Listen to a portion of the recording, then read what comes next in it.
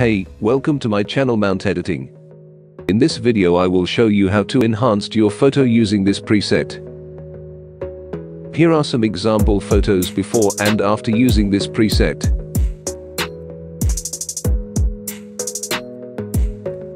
Please read this notice carefully to download this preset. And don't forget to like, comment and subscribe my channel.